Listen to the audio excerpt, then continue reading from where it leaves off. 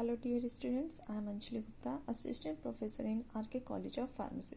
Today I am going to discuss about chemotherapy of streptomycins. Before the beginning of these topics, मैं आपको बताना चाहूँगी last term पे मैंने डिस्कस किया था chemotherapy of sulphonamides. Chemotherapy of sulphonamides में मैंने आपको बताया था कीमोथेरेपी का मीन्स बेसिकली वो नाउ डेज हम यूज़ करते हैं कीमोथेरेपी का मीन्स कैंसर ट्रीटमेंट के लिए, बट हिस्टोरिकल वे में मैंने बताया था इसका मीनिंग्स होता है ब्रॉडर मीन्स होता है कि एक होती है आपके broad spectrum antibiotics and narrow spectrum antibiotics. Broad spectrum antibiotics जो होती है वो ब्रॉड स्केल पे वर्क करती है. That means all type of bacteria, all type of micro organism को किल करने के लिए एंड उनके ग्रोथ को इनिबिट करने के लिए. That means either inhibit growth of the micro organism and either kill the micro organism. Bacteriostatic and bacteriocidal both. Narrow scale पर जो होते हैं वो सेलेक्टिव माइक्रो ऑर्गेनिज्म को किल करते हैं, इसलिए उसे नैरो स्पेक्ट्रम एंटीबायोटिक्स बोलते हैं. तो ये आपके जो स्ट्रेप्टोमाइसिन है वो भी आपके क्या है, ब्रॉड स्पेक्ट्रम एंटीबायोटिक्स हैं. ये जो एंटीबायोटिक्स हैं वो आपके अमाइनोग्लाइकोसाइड्स एंटीबायोटिक की कैटेगरी की एंटीबायोटिक्स हैं. अमाइनोग्लाइकोसाइड्स मेन कैटेगरी है, उसकी सब कैटेगरी है स्ट्रेप्टोमाइसिन्स. जनरेशन वाइज इसे डिवाइड किया गया है. ये बेसिकली ये जो स्ट्रेप्टोमाइसिन है वो आपके आइसोलेट होती है फ्रॉम द एक्टिनोमाइसिटीज बैक्टीरिया से, जिसका नाम होता है स्ट्रेप्टोमाइसिस ग्राइसेंस. इसकी कैटेगरी कैटेगराइज किया गया है जनरेशन वाइज. फर्स्ट जनरेशन में जो ड्रग्स आती हैं वो स्ट्रेप्टोमाइसिन है first most important, then kanamycin, neomycin and framycin. Second generation में आती हैं gentamicin, tobramycin and netilmicin. Third generation में है आपका अमिकासिन एंड सीसोमाइसिन. ये कैटेगरी वाइज डिवाइड किया गया है अमाइनोग्लाइकोसाइड्स एंटीबायोटिक्स को, बट बेसिकली हमें फोकस किस पे करना है, स्ट्रेप्टोमाइसिन. नाउ हम डिस्कस करेंगे इसके मैकेनिज्म ऑफ एक्शन पे. जैसा कि हम जानते हैं कि बैक्टीरिया हमारा प्रोकैरियोटिक ऑर्गेनिज्म है. माइक्रो ऑर्गेनिज्म कैसा है, ये प्रोकैरियोटिक लाइक है. तो प्रोकैरियोटिक में 80S टाइप्स का राइबोसोम्स होते हैं, जिसको जो कि दो सब यूनिट्स में डिवाइडेड होती है. एक 50S सब यूनिट होती है जो कि बड़ी सब यूनिट होती है, और एक 30S सब यूनिट होती है. बेसिकली हम देख रहे हैं कि स्ट्रेप्टोमाइसिन कैसे फंक्शन करता है, कैसे ये बैक्टीरिया को किल करता है. तो सबसे पहले हम देखेंगे कि ये जो 50S सब यूनिट एंड 30S सब यूनिट के जो राइबोसोम्स हैं वो स्ट्रेप्टोमाइसिन्स सबसे पहले आके यहाँ पे बाइंड हो जाता है. कहाँ, 30S सब यूनिट पे. 30S सब यूनिट्स पे कोडॉन्स लगे होते हैं. ये आपका mRNA का 5' 3' है.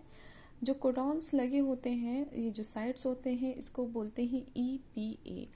ए that means acceptor site, P for peptide synthesis and E for exits. सबसे पहले जो अमाइनो एसिड्स होते हैं वो आपके एक्सेप्टर साइट्स पे एक्सेप्ट होते हैं, बाइंड होते हैं. देन ये पेप्टाइड्स देन पॉलीपेप्टाइड्स का फॉर्मेशन बनाते हैं. देन ये पेप्टाइड्स एग्जिट्स होने लगते हैं और ये प्रोटीन की सिंथेसिस करते हैं. मेन क्या है कि हमें ये देखना है कि जो इनकी प्रोटीन की सिंथेसिस होती है जिससे बैक्टीरिया सरवाइव करता है, वो उसकी जो मेन प्रोटीन है उसकी सिंथेसिस को हमें क्या करना है, इनहिबिट करना है, रोकना है, जिससे बैक्टीरिया ग्रो नहीं हो और वो किल हो जाए. सबसे पहले देखेंगे बैक्टीरिया जो स्ट्रेप्टोमाइसिन एंटीबायोटिक है वो आपकी एक्टिव ट्रांसपोर्ट से, डिफ्यूज़न से बैक्टीरिया के सेल वॉल को क्रॉस करके आती है और उसकी सेल मेम्ब्रेन उसकी राइबोसोम्स पे बाइंड होगी. कहाँ पे, 30S सब यूनिट्स पे. 30S सब यूनिट्स के जो साइट्स हैं उस पे ये बाइंड होगी. बाइंड होने के बाद ये इनहिबिट कर देगी, या तो ये अमाइनो एसिड्स को बाइंड नहीं होने देगी. अमाइनो एसिड्स अगर एक्सेप्टर साइट पे बाइंड नहीं होगा तो ये पॉलीपेप्टाइड्स या पेप्टाइड्स का फॉर्मेशन नहीं बनाएगा, ठीक है, प्रोटीन की सिंथेसिस नहीं होगी। दूसरा, या स्ट्रेप्टोमाइसिन यहाँ पे बाइंड होने के बाद या अमाइनो एसिड्स की जो स्पेसिफिक अमाइनो एसिड्स जिनसे कि बैक्टीरिया प्रोटीन की सिंथेसिस कर रहा है, वो उसे मिस कोडिंग कर दे। अलग जो अमाइनो एसिड्स यहाँ पे बाइंड होना चाहिए स्पेसिफिक प्रोटीन के लिए, वो अमाइनो एसिड ना बाइंड होके अदर अमाइनो एसिड्स बाइंड हो जाए, जिससे कि ये मिस रीडिंग होगा और ये mRNA प्रोटीन की सिंथेसिस नहीं कर पाएगा। जब प्रोटीन नहीं बनेगा तो बैक्टीरिया माइक्रो ऑर्गेनिज्म आपके डेथ कर जाएंगे। बेसिकली ये इनका मैकेनिज्म ऑफ एक्शन है। अब देखेंगे फार्माकोकाइनेटिक। ओरल एब्जॉर्प्शन इसका वेरी पुअर है और इसलिए इसे IM या IV रूट के थ्रू देते हैं। इसका डिस्ट्रीब्यूशन भी बहुत ही पुअर है। aminoglycosides are not metabolized but readily excreted by glomerular filtration. Plasma T half इसका 2 to 3 hours है। अब इसके ADRs क्या है? नेफ्रोटॉक्सिसिटी, जब आपके किडनी में अमाइनोग्लाइकोसाइड्स का लेवल बढ़ जाएगा, इस स्ट्रेप्टोमाइसिन एंटीबायोटिक्स का लेवल बढ़ जाएगा, जब ये जैसा कि इसमें काइनेटिक में मैंने बताया कि इसका एब्जॉर्प्शन भी बहुत पुअर है, इसका डिस्ट्रीब्यूशन भी बहुत पुअर है, तो ये इसका स्टोरेज कहाँ हो जा रहा है? किडनी में। अगर बहुत ज़्यादा अमाइनोग्लाइकोसाइड्स कैटेगरी की जो एंटीबायोटिक्स है जो कि मैं आपको पढ़ा रही हूँ स्ट्रेप्टोमाइसिन का, उसका कंसंट्रेशन अगर हाई हो जाएगा कहाँ? आपकी किडनी में, तो नेफ्रोटॉक्सिसिटी कॉज कर सकती है।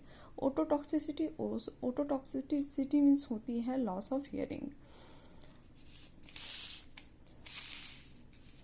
स्किन रिएक्शंस हो सकते हैं, हाइपर सेंसिटिविटी रिएक्शंस हो सकते हैं, skin rashes, eosinophilia and anaphylactic shocks. Therapeutic uses of streptomycin. Basically किस किस डिजीज़ को ट्रीट करने के लिए हम इसका यूज़ करते हैं स्ट्रेप्टोमाइसिन का? First one is pneumonia, wide variety of gram negative and gram positive bacteria and upper respiratory tract infections. For severe pelvic inflammatory disease and also used in the treatment of urinary tract infections या urinary tract inflammations. Give topically for skin infection. Skin infection के लिए भी topically use किया जा सकता है streptomycin का। Thank you class. Next lecture में हम अदर एंटीबायोटिक्स पढ़ेंगे।